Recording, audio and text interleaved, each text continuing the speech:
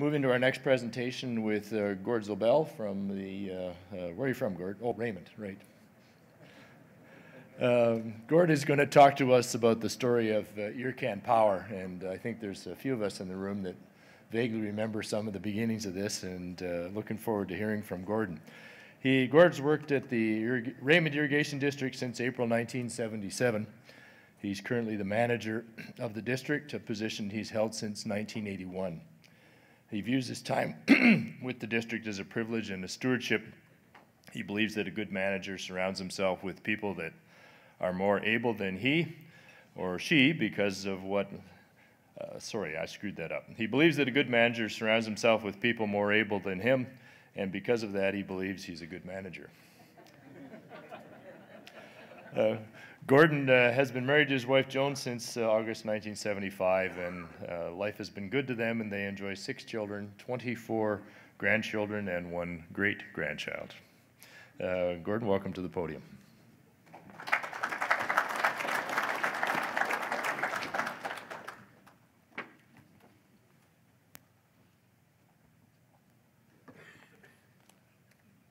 It's so nice to finally be up here. I'm going to be able to enjoy at least 2 presentations today. The 2 following mine.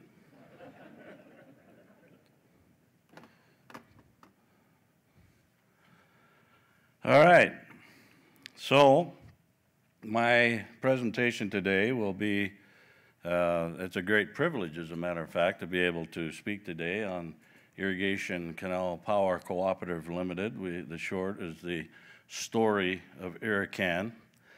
But before I get started, I wanted to share just a little divergence from my topic, just for a moment, if I could. So, as probably a lot of you know, one of my passions is cars. And so to begin with, I'd like to just share a little bit of what I have observed with district transportation. Now, it's no secret that the AIDA has lots of money, and so they buy brand new trucks as often as they like. Now, the TID, they're noted as a happy district, and so they have a bus, and they put their ditch riders together happily delivering water throughout the district and singing songs like, "The wheels on the bus go round and round." This is not working. Oh, there we go. Now, the Etna Irrigation District are somewhat off-road. They employ children to deliver their water. They modify their vehicles to make it challenging, fun, and efficient to ingress and egress. Note the large bumper for bashing into things that even make it more fun. The LNID, now it's run by a very cost-conscious accountant. He insists that his ditch riders ride motorcycles, whereby saving gas and saving money. The RID, they're noted as a very frugal irrigation district, maybe even cheap. Here is a ditch rider zooming to his next call on his homemade vehicle. I don't know why this isn't working so good. The UID, now they're close to the hills, and some call them hillbillies. They make cars out of leftover stuff. And last but not least, the SMRID. They pride themselves in thinking outside of the box and getting the best bang for the buck. When they wear their vehicles out, they just turn them over and continue to run and move forward for another 100,000 kilometers. Okay, enough of that.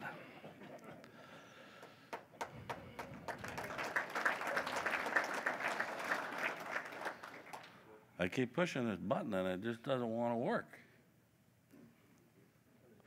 I'll just use that one.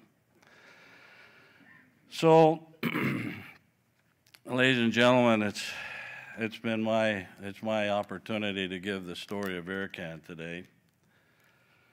And this is our logo. My wife actually came up with that logo many years ago. And my name is Gordon Zobell, and I am manager of the Raymond Irrigation District. I've been employed with the district since 1977, and that's a picture of me when I started. Okay, maybe a couple of years earlier. Using the St. Mary project to generate hydroelectric power was first suggested in 1894 when the federal government act creating the Alberta Irrigation Company authorized the company to supply water, power to any municipality, corporation, or individual. Power development was also suggested in the federal government development plans for the St. Mary project in the 1940s. The idea was suggested again by Jake Thiessen during his term as manager of the SMRID. For many years, we all stared at these drop structures and hoped that one day we would be able to harness the energy from them. Incidentally, this beautiful painting is done by Joanne Wachnetz of McGrath. The hydro idea was finally carried through to implementation by Jim Brown after he became the SMRID manager, taking over in 1978. Peter Langeman, an SMRID director and later chairman of the SMRID, was also a driving force behind the quest to produce hydroelectric power. In 1988, the SMRID Board of Directors budgeted $50,000 for a preliminary look at hydro generation at 3 potential sites along the SMRID main canal. The Raymond Chute and Drop 1 and Drop 15 were to be considered. A financial analysis was also initiated to determine costs and projected income. The development of a hydro project was given further incentive in 1989 with the passage of the Small Power Research and Development Act. The new act guaranteed the rate for the sale of power for small facilities at 5.2 cents per kilowatt hour with a built-in inflation factor. To see power plants in our system become a reality would be a very ambitious undertaking, to say the least. It should be noted that there were no government grants available and the risk would be completely on the farmers of the district. Because the main canal from the Ridge Reservoir to Horsefly Check south of Tabor is a common carrier supplying water to the RID and the TID and the SMRID, the SMRID Board of Directors determined to include the other 2 districts if they desired to be part of the venture.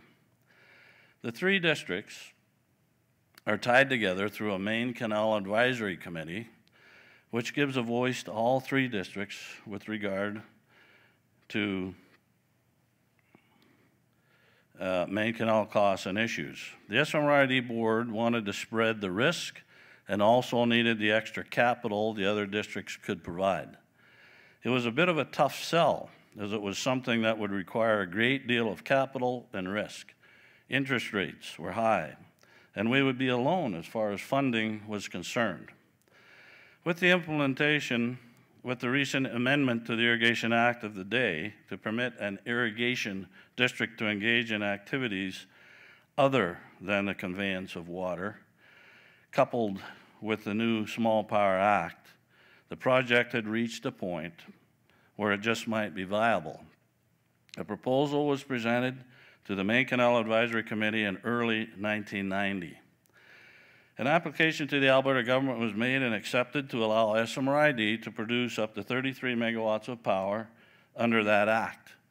There was originally 125 megawatts province-wide under the new act offered. Several district directors and the district managers, along with engineering consultants from UMA, toured sites in California and Idaho to get a feel for what we were proposing to build. It should be noted that the main canal was also undergoing a complete rehabilitation at this time with funding assistance from the province, so there was a lot of action on the canal. The upper portions of the main canal had already been completed, along with the refurbishment of all the structures in that portion of the canal.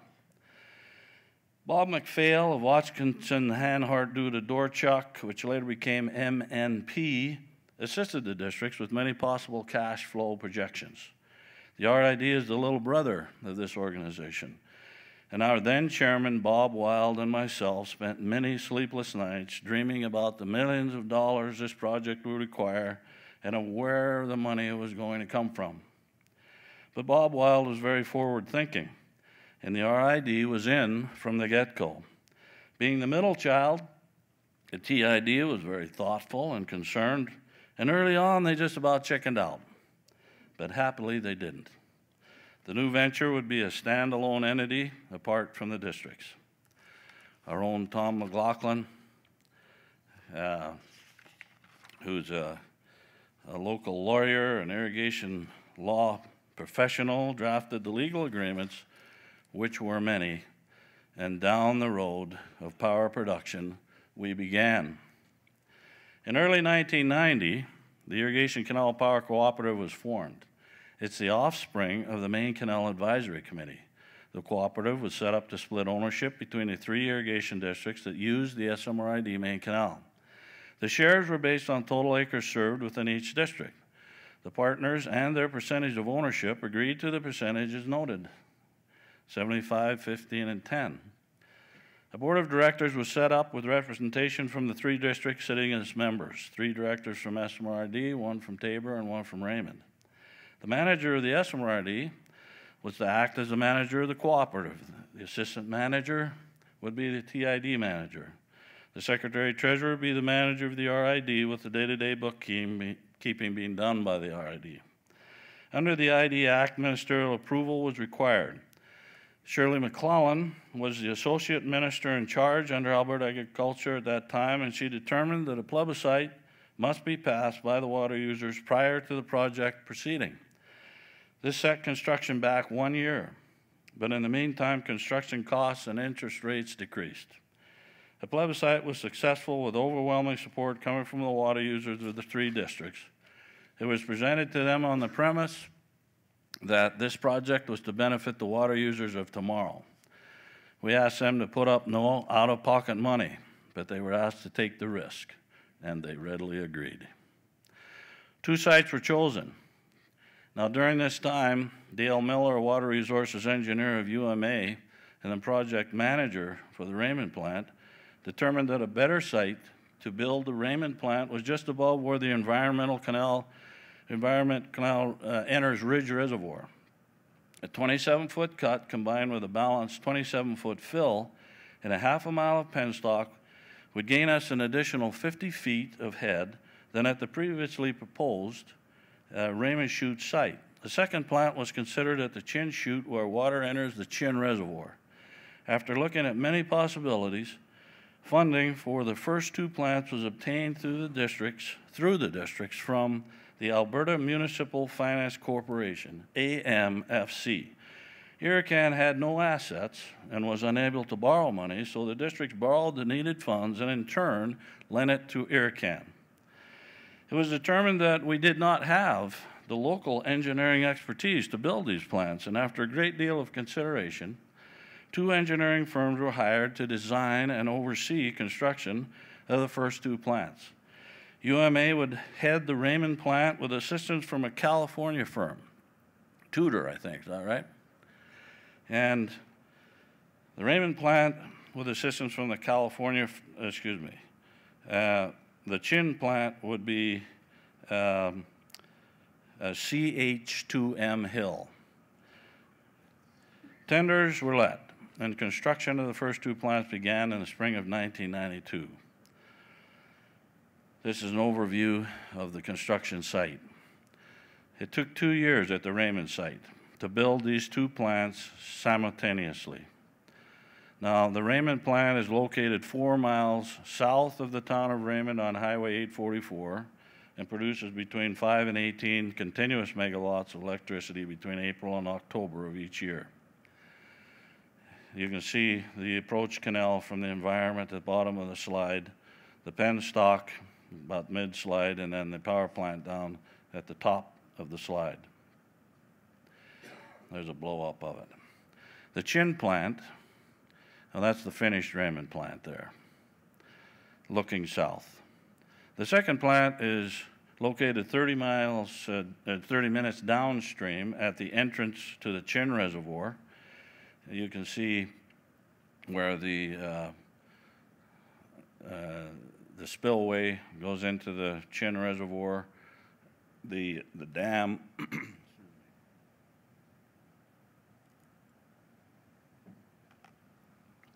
the Chin Dam is just up in the top left hand of the slide. This plant will produce about 5 to 13 megawatts, and these first two plants, final cost was just over $44 million. Operators for the plants were chosen from main canal operators of the day. Larry Burr would become the Raymond plant operator, and Alan Mills, the Chin plant operator. They both worked closely with the design and construction of the plants. They received training from outside sources, particularly from Art Harris and Associates. Later, Scotty Morose was selected from within the ranks of the SMRID and became the third operator of the plants. When Larry Burr retired, Dave Selman was hired, and with his master's electrician ticket, Irrican continued to be in good hands. The plants came online in early May of 1994 and began to produce power. I pictured here is Dave on the left and Al and Scotty. The electricity produced was originally sold into the grid under the Small Power Research and Development Act beginning in 1994 at 5.2 cents per kilowatt hour, with an inflation factor allowed for the first 10 years of production up to a maximum of 6.5 cents per kilowatt hour to a maximum of 20 years total under that act. Now I'd like to show a short video clip that we dug out of the archives. It's really interesting. I had to shorten it a little bit. It was produced, I think, around 1996, somewhere in there. We'll show it.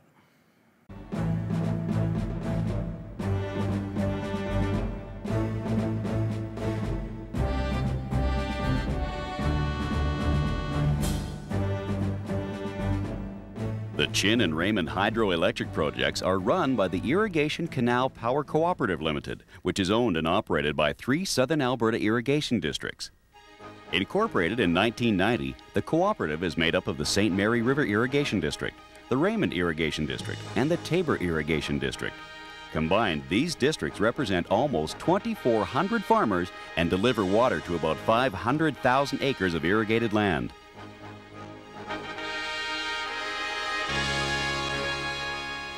We stood beside this mammoth waterfall and thought, oh, we're wasting a lot of power going down this thing. We got to do something about it.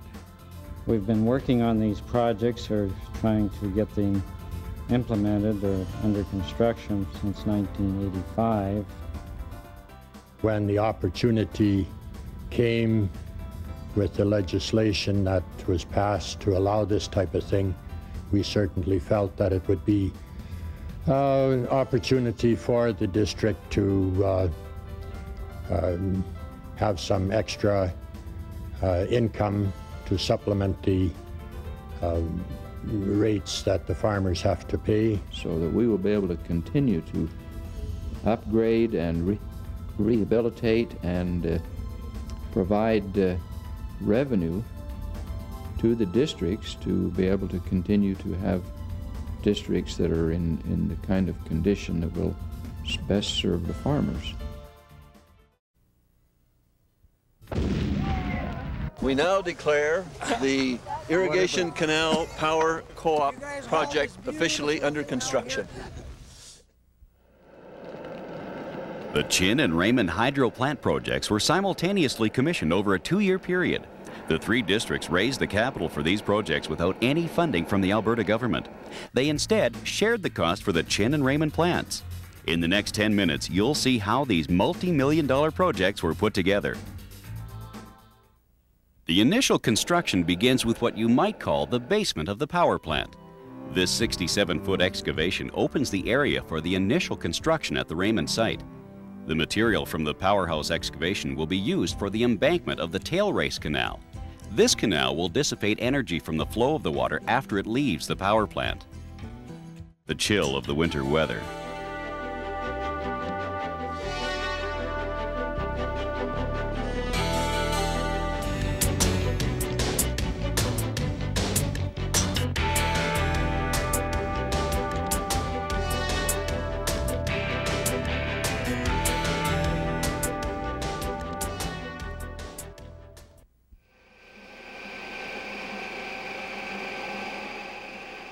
Here we see preparations for the penstock pipe being made. This pipe will feed the water into the two power plants. Before the pipe can even go into the ground, it has to be properly coated. The Raymond plant requires 44 steel penstock pipes. Each has to be sandblasted and coated. Then epoxy paint will be applied inside and out. Also, a special tape is wrapped around the Raymond penstock pipe.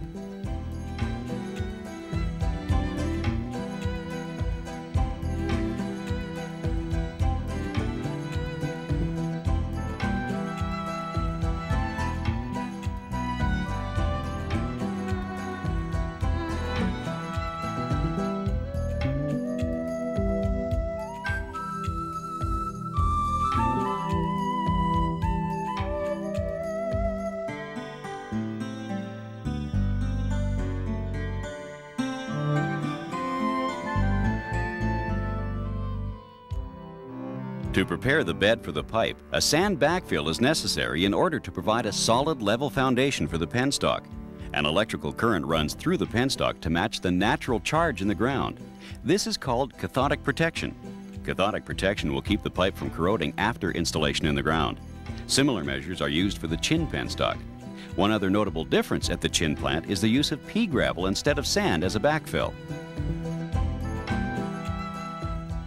With the penstock being put in place, the two power plants are starting to take shape. Each and every individual part is checked before it goes into the plant. Quality and safety are very important factors in the construction process. Many local contractors and people from the area were hired to work on these projects.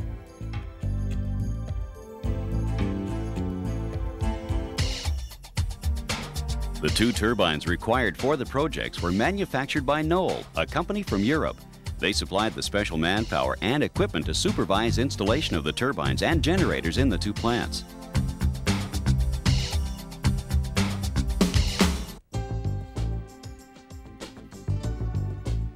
To get an idea of how the power plants operate, here is a computer graphic of the chin plant. You see, each plant is unmanned and completely reliant on the computer. In this shot, you first see where the water enters the penstock. The water moves down the penstock to the spiral case. It then reaches the turbine, which is capable of operating over a wide range of flows. A synchronous generator is directly linked with the turbine. The Raymond plant has a vertical Kaplan turbine, while the chin plant has a vertical Francis turbine. Combined, these two generate up to 30 megawatts of power. The power then enters the TransAlta grid, which serves southern Albertans in the area.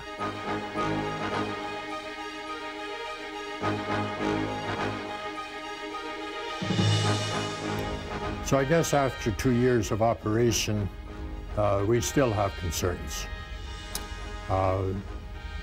Concerns over equipment reliability, I think, are pretty well settled. We still have a few problems, but we think that these can be corrected.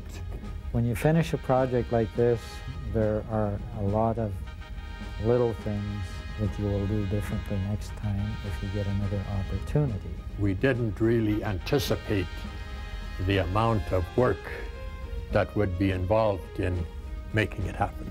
We come in under budget. That's nice. We got money at lower interest rates than we anticipated. That's nice. Inflation hasn't been near as much as we forecast at the time, which cuts into our revenue, of course, but everything's gone well. They've met our expectations, and I think the future for them is very good. In my own mind, I think that 20 years from now, they will say somebody had vision. I hope people are saying it was a very good investment, and I think it will be.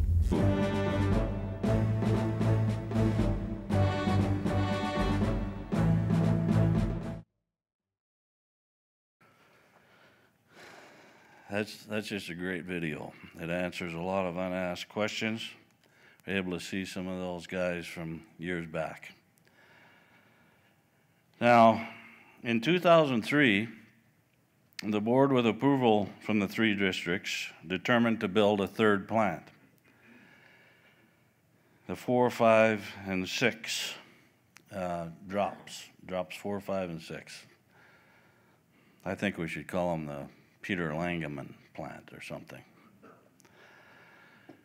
The site chosen was the area of the main canal west of the town of Raymond, where the several drop structures are located. Drops 4, 5, and 6 were selected as the best possibility. Additional land was purchased, and the old canal and structures were left in place. A new canal was constructed, which would take the water around the 3 structures to the east, allowing 2,000 CFS to pass through our new power plant and turbine. 54 feet of head was harnessed, and up to 6.9 megawatts per hour can be produced. If the plant goes down and the flow is directed back into the old canal system by automated gates installed on drop 4. The plant was designed by MPE and constructed by local contractors, and it was built at a cost of about $14 million. Our district engineer at the time was Ron Renwick, who would later follow Jim Brown, serving as manager of the SMRID.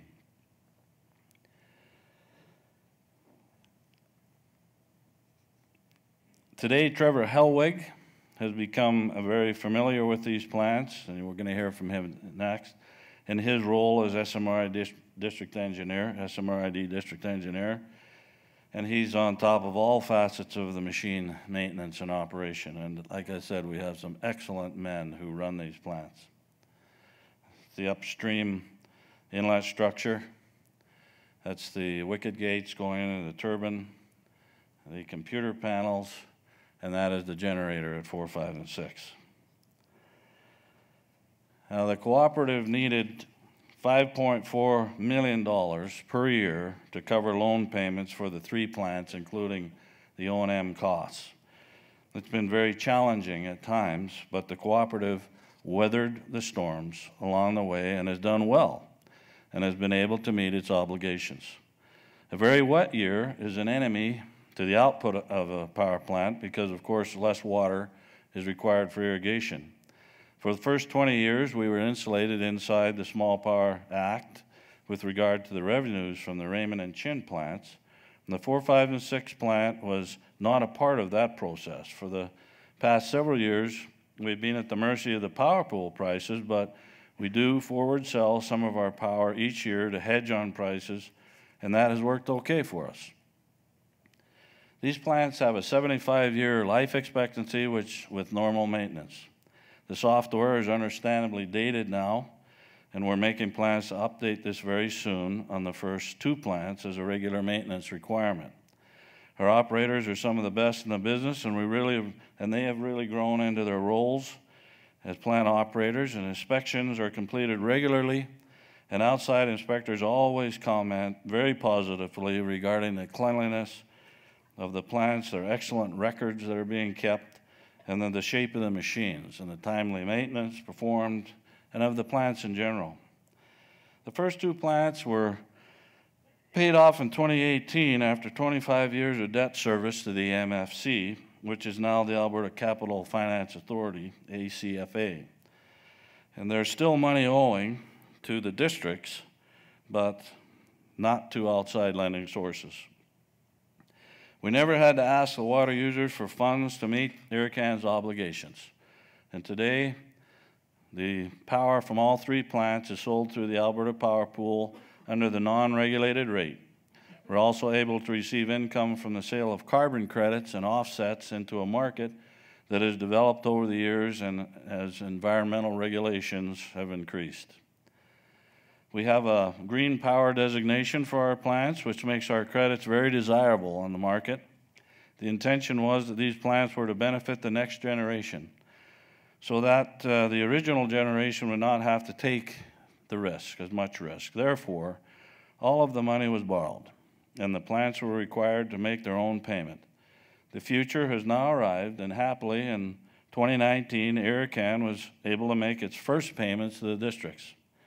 Along the way, we have had to learn about many new things outside the normal realm of an irrigation district, such as municipal taxes and permitting, the power pool, carbon credits, insurance options, just to name a few. Key directors and employees who should be mentioned for their valued input are Peter Langeman, chair of the SMRID, Jim Chabai, district director and later chair of SMRID, Keith Francis, chair of the TID, Bob Wild, chair of the RID, Jim Brown, general manager of the SMRID, Kent Bullock, TID manager, Ron Renwick, SMRID district engineer, and Lynn McClung, RID accountant. Today we have Terrence Lazarus as Irrican manager and Chris Gallagher as the assistant manager. Joyce Lamb is the Irrican accountant with Kelvin Cotto completing the day-to-day bookkeeping.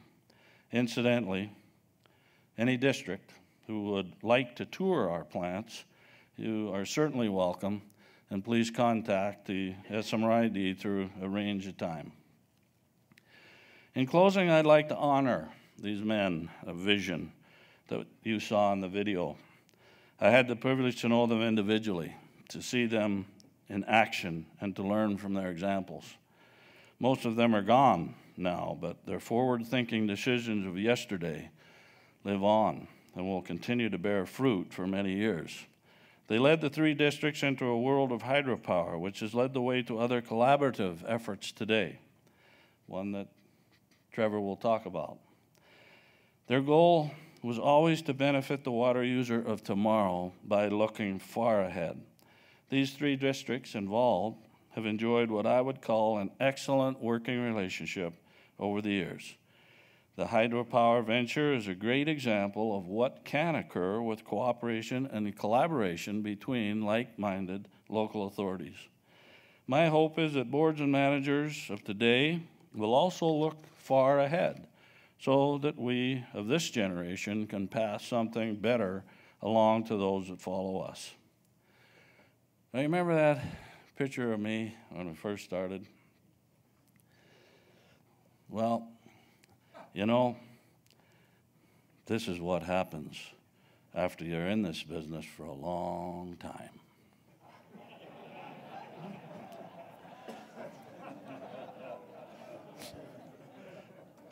Thank you.